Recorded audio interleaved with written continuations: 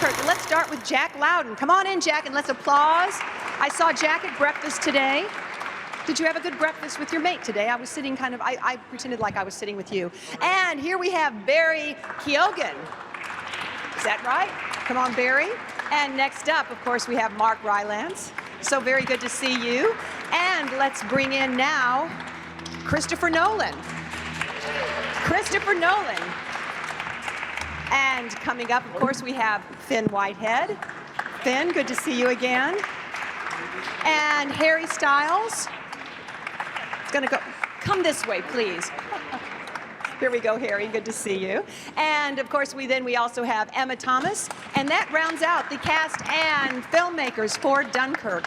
And to start things off, let's start off with Christopher Nolan. I feel like in many ways, Mr. Nolan, you're like a new filmmaker making your first real live story on the big screen. What attracted you to Dunkirk?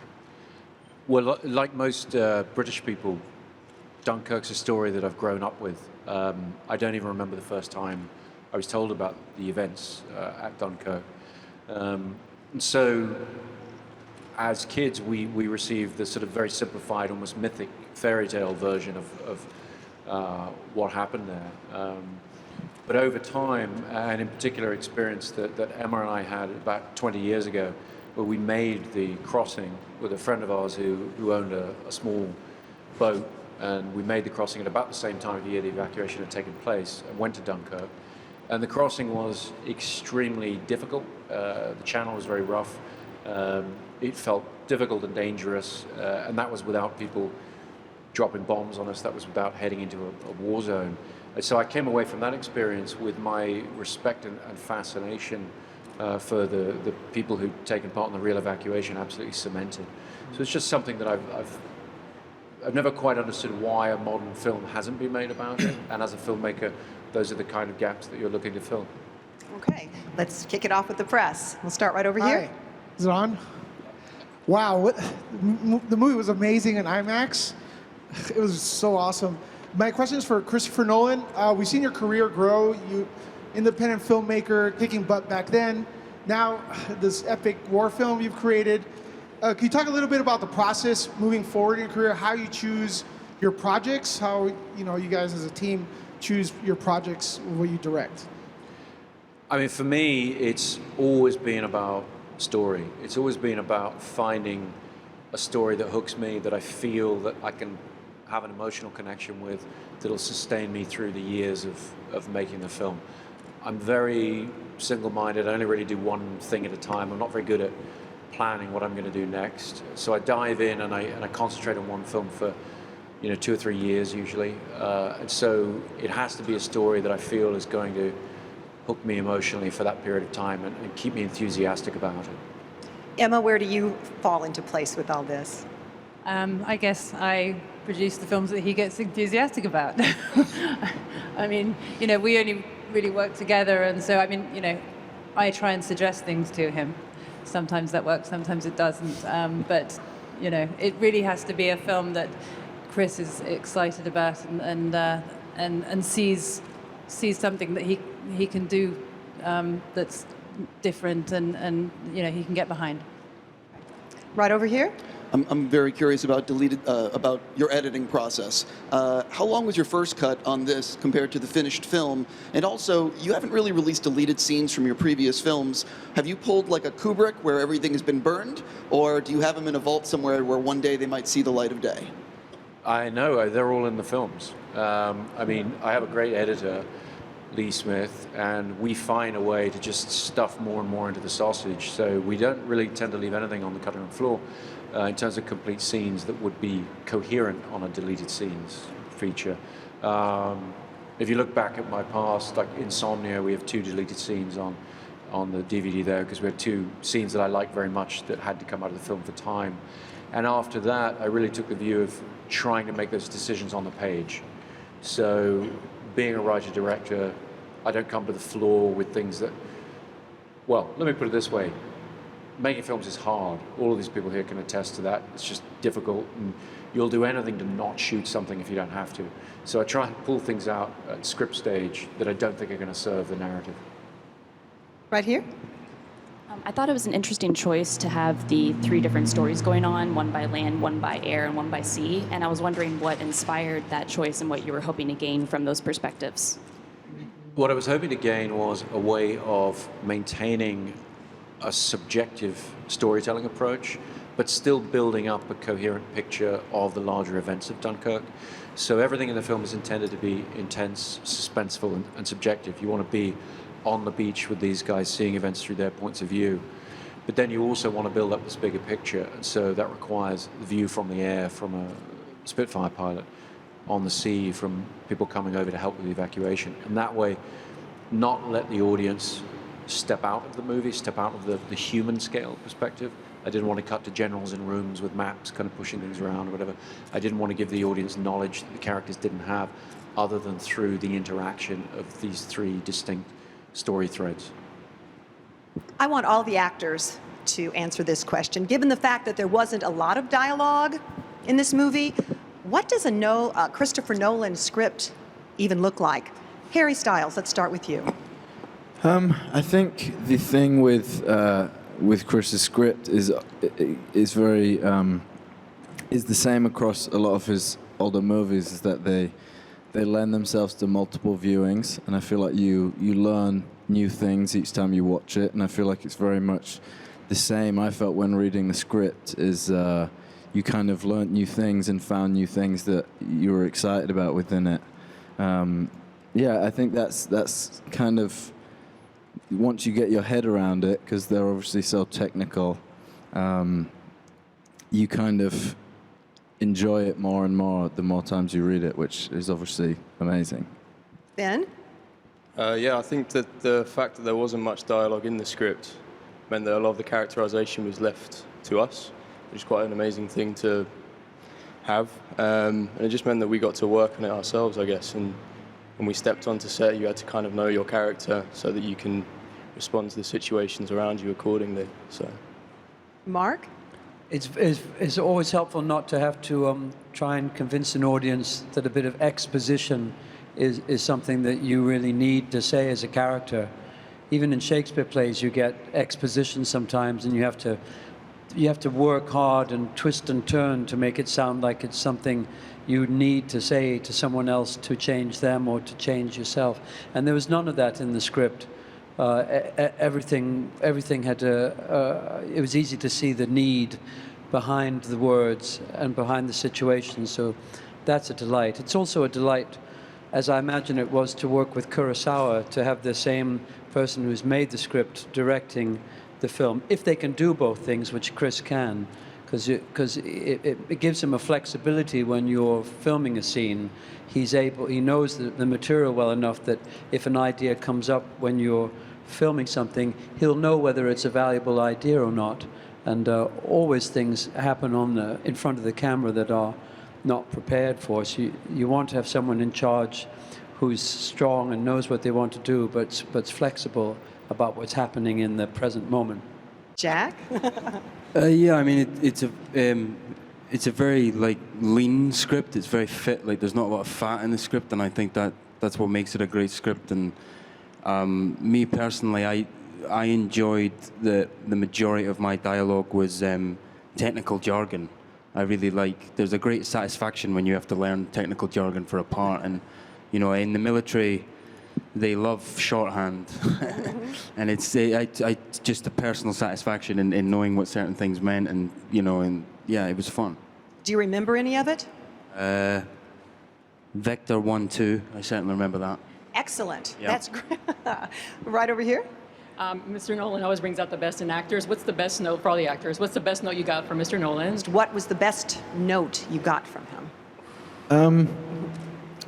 I think Chris kind of creates this world around you where you don't have to act too much, and a lot of it is reacting. I think as much as anyone could possibly help you be in a situation, he creates that for you.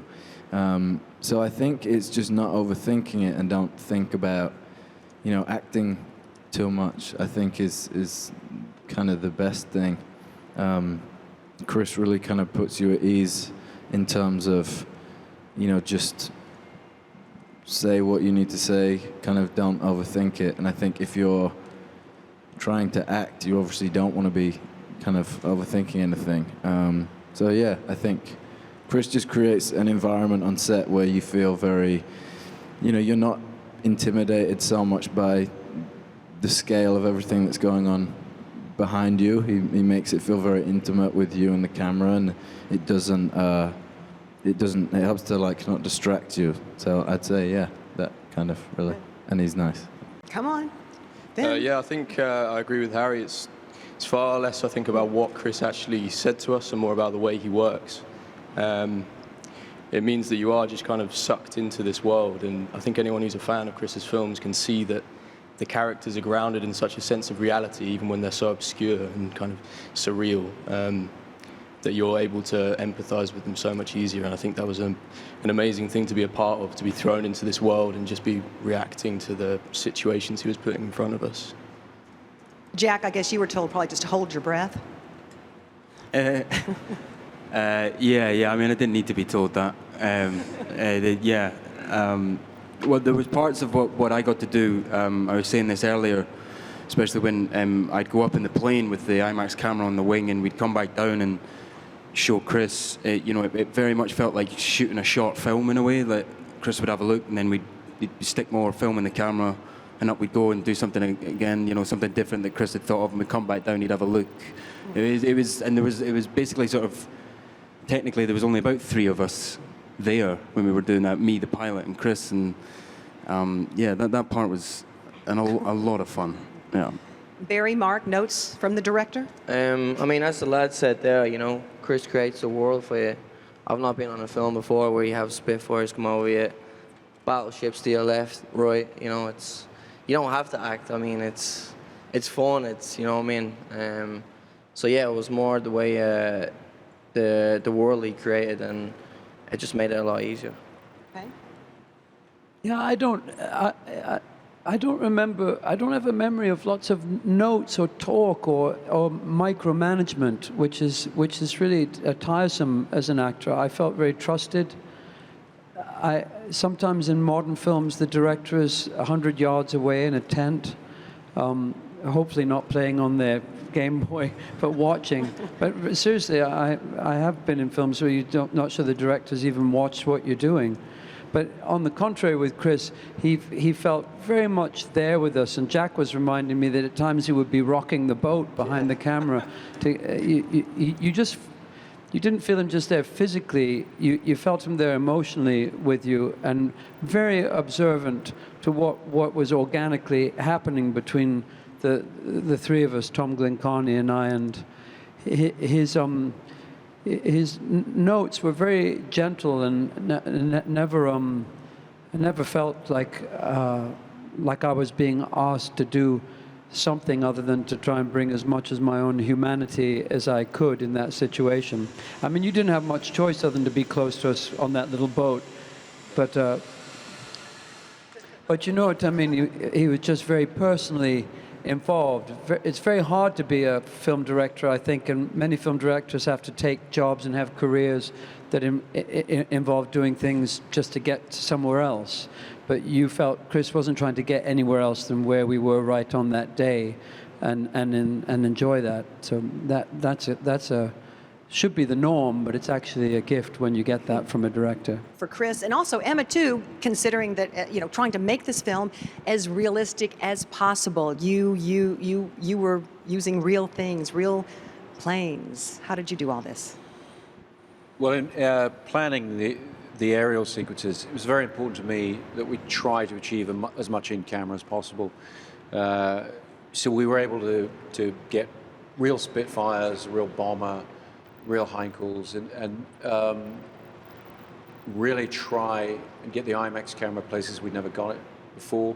Really try and put the audience in the cockpit of the plane with the pilot. And so there was a lot of attention to detail, a lot of careful planning. We shot all those sequences on IMAX, and overwhelmingly for real. That was the intention. And we got, as Jack was referring to, we bought a Yak airplane that's very similar in size and shape to a Spitfire, but has 2 cockpits, so we could have a real pilot flying, where we had our actor up in the air with the camera mounted on the wing, getting his close-ups.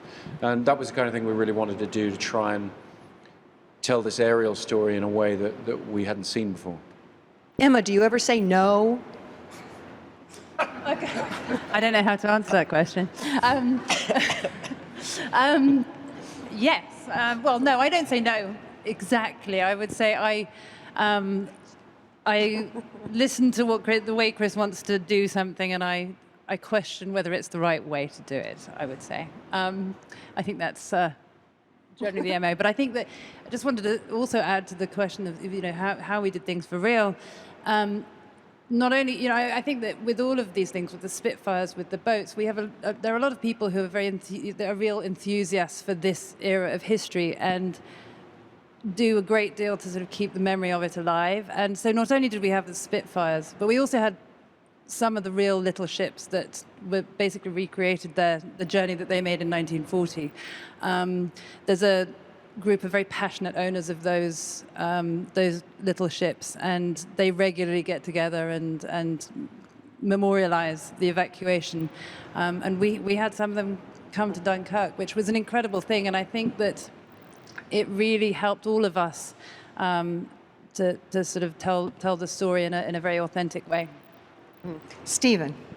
For Harry, this is a supporting role, and I assume that your people, your agents or whatever, have given you proposals where, like Elvis or Eminem, you would have made your movie debut in a starring role. Why did you decide this was the way for you to go? And for Christopher, did you, when you were starting out, worry that his celebrity might overshadow his co-stars who were virtually unknown to a mass audience? I think for me, when I first heard about, Chris making this film, I was kind of already excited to watch it. I think it's something that I would have been excited for had I had absolutely no involvement. And I think other than, the urge to want to get involved in it and try and, do anything to kind of be a part of it, I can't say I really thought too much other than that about it. I think everyone being on Chris's set, he's so passionate about it, and it's so infectious and creates this environment where everyone, cast and crew, I think there's one focus, and it's doing the best for him and doing the best for the film and making it as good as it can possibly be. And I don't think there's really any room to think about anything too personal other than that. I feel like there's kind of, everyone has the same goal, and that's just to do their part for the film, really.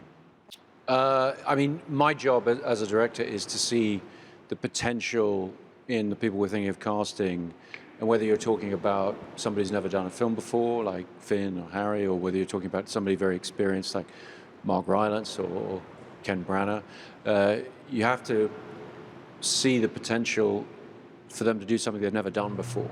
That's really the ideal. You try not to cast people who've done exactly what they've done, because they won't feel challenged and they won't get anything out of the experience. And so you can't worry too much about previous roles that Mark has done, or or Harry's celebrity or whatever. I think the audience, when they come to a film, if we all do our job right, they become invested in the world that you've created, and they take it on its own terms. Now over here. Mr. Nolan, first off, a clarification from one of my fellow journalists. Did you say the cameraman was on the wing of the plane? No, the camera was mounted on the wing of the plane. Okay. Just want to make sure. Yes. My question was, you started off by saying that this story had mystic levels when you heard about it, as a youth. How did you keep that balance between showing the huge nature of this story and keeping it a very human story? Well, the idea behind the structure of the story and the way in which we've told it is really by virtue of trying to tell it on a very human scale, on a very intimate scale, and create what I refer to as an intimate epic. You're trying to stay in a very, very intimate point of view with each of the story threads, but have them gradually, over the course of the film, build up a cumulative picture of a very, very large event. Right here. My question is for Harry, Finn, and the rest of the guys. What was your awareness of the Dunkirk operation beforehand, and what was your research? Did you go to like some of your older relatives and talk to them about it, or what was your research process, or did you feel you needed to? Well, I think it's obviously something that you learn at school. I think, like Chris has said, it's told in this very kind of washed over way. It's it's not. You're often taught about the end of the war, and there was obviously so many events after it. I think it's often looked over in terms of just how pivotal it was, and obviously the events that came afterwards. So I think it was, I think we all feel kind of lucky to be a part of something that gets to tell such an important story in a little more detail than I think it's usually told in. Yeah. Yeah, I think we all knew about Dunkirk because I think particularly in England, you learn so much about the Second World War growing up, just because it is such a fundamental part of our history and obviously the world's history. But particularly Dunkirk is so integral to how the UK treated the Second World War afterwards. We often talk about the spirit of Dunkirk. I think even if you don't learn that phrase, it's very present in history books and in lessons, that it kind of set the tone for the rest of the Second World War, and it was this coming together of people to get through such a crisis and this community spirit. So, yeah, I think I knew a bit, but after doing the film, it was just amazing to learn all the little details and the resourcefulness of the men and the extents they went to and the desperateness of the situation, really. Did y'all do research too, I suppose? Or did you know about it beforehand, Dunkirk? Yeah, I knew about it, but it depends where you grew up in the UK. I mean, where I grew up in the Scottish borders, so we learned about the Navy and Scapa Flow up in Orkney and things like that. But it's hard to not be aware of it growing up in the UK.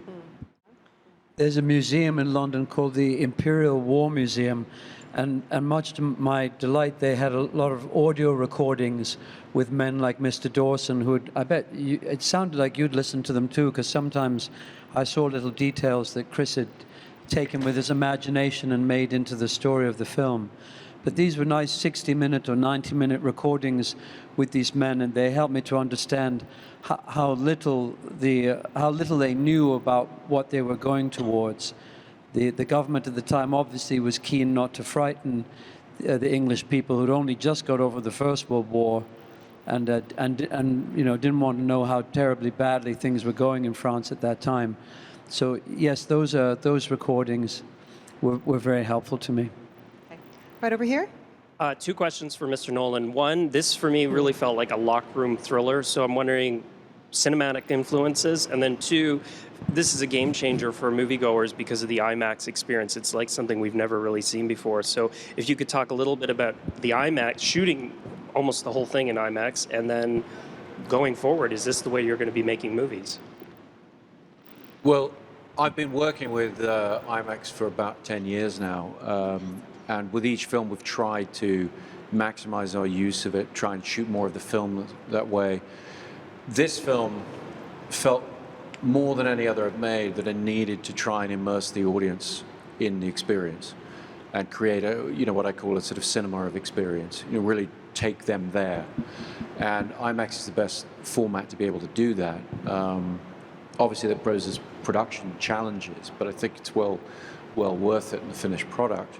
As far as influences creatively on the film, we looked at a lot of suspense films. I really wanted the film to be driven primarily through the mechanism of suspense, which I think is one of the most cinematic of film forms, most pure cinema.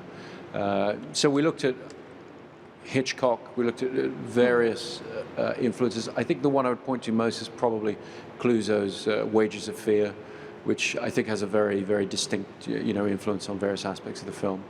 But I like to cast a pretty wide net in terms of films to show the crew before we start. We looked at a lot of different things. We looked at some David Lean films for the treatment of landscape. We looked at Ryan's Daughter, the treatment of the beaches in that extraordinarily visual film. But I think Wages of Fear was the one that we most sort of honed in on as that language of suspense. Right over here.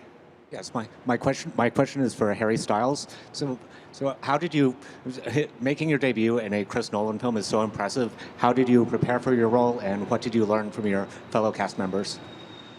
I think being on a set like this, it's hard to not just be always learning. I feel like being around people that you're a fan of just feels like a privilege. I think you try and soak up as much of that as possible.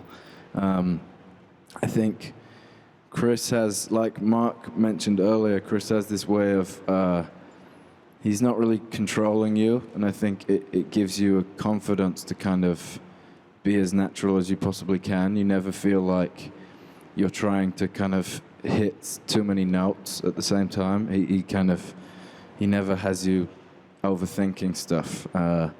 And you know, I've just felt very lucky to be on, you know, the set of a man that I'm personally a fan of his work, with a group of actors who I'm also a fan of their work too. So I just felt very grateful to be involved, truly. When you hear these planes, do you all feel like you should duck or something? I mean, just is it kind of a... I thought it was a sound effect like yesterday when we were doing interviews. I really did. You'll never think of planes or anything the same way, I'm sure. Right over here? The evacuation or miracle of Dunkirk, it evokes something different in everyone. I want to know what it evokes in you collectively, and why you want to tell this story. I'll go first so that no one steals my answer. For me, I think what it really is about, when you think of the Dunkirk spirit, when you think about if the story has a particular meaning, I think for me it's about communal heroism as opposed to individual acts of heroism. I think it's about the cumulative effect of small acts of human heroism and what we can achieve together rather than individually. I would say I think it's very much about communal heroism and how these small acts can obviously lead to, yeah, thank you. Does everyone agree with that? Okay, good. We'll go on to the next question. I actually have something to add to Emma, that. yes. Because I think the thing that I love about this story is the fact that it's a reversal of the traditional roles, right? So, you know, normally we're used to watching any film that involves war or the army. You know, they're the heroes and they come in and they save the day. And I think that what's incredible about the evacuation is that it was the regular people. It was the ordinary people who came in and completely reversed things and changed the course of history. So that's what's interesting to me. Okay. We're getting tight on time. We've got one question over here, and then we'll have one last question. So right here. Hola. So one question. Yes, of course. Mr. Nolan, as I'm sitting in the theater and I'm hearing the clock, it's just maddening and exciting at the same time. I was wondering if you played anything to that effect for the actors. No, not on set. I'm not really a fan of. Well, let me put it this way: our set was complicated enough without trying to introduce the element of playback. But the planning of the relationship between the musical picture started in pre-production before we ever started to shoot anything. And so I had it on headphones sometimes, and I had it with me. And the genesis of the track is it's a recording I made of a watch that I own that I gave to Hans, and we started to develop a rhythmic language of how that would build up the score from there to fuse with the picture and create a sense of forward momentum for the whole film. Last question, Cindy. For Christopher Nolan and Harry, could you talk about physically what was the toughest scene to film? And for Mr. Nolan, what is the one scene that gets you the most in this movie, if you have a favorite? How was it for you physically? It's great for me physically. You should answer that one. It was terrible for me physically. I think the thing was that everyone on set was incredibly aware of how obviously anything, however tough it got for us, it was nothing compared to what was happening. And you know, I think the focus that we all had to kind of do our jobs to try and be a part of telling the story, there wasn't really any room for personal discomfort or complaining. It's also impossible to complain on a set where your director's going through the exact same thing as you. He's, you know, like Mark said, he's not in a tent. He's in the water with you. He's in the sand with you. He's cold. He's the first one there and the last one to leave. And I think it's, if anyone kind of thought about complaining, they kind of were like, yeah, I might not do that actually, because... I mean, it's a little bit, sometimes it's a little bit awkward to talk about my own response to the film we've all made, but I would just like to, I mean, I think for me personally, there's a very small moment, there's a little look that's exchanged between Mark's character and Tom Glencarney's character at a key moment. And it was something that I overlooked, hadn't even included in the script in terms of the response to something that happened. And Mark had sort of pointed it out to me, and very much worked with Tom and with Barry about what would be happening outside the terms of the script, what would be happening between the scenes that I'd actually written.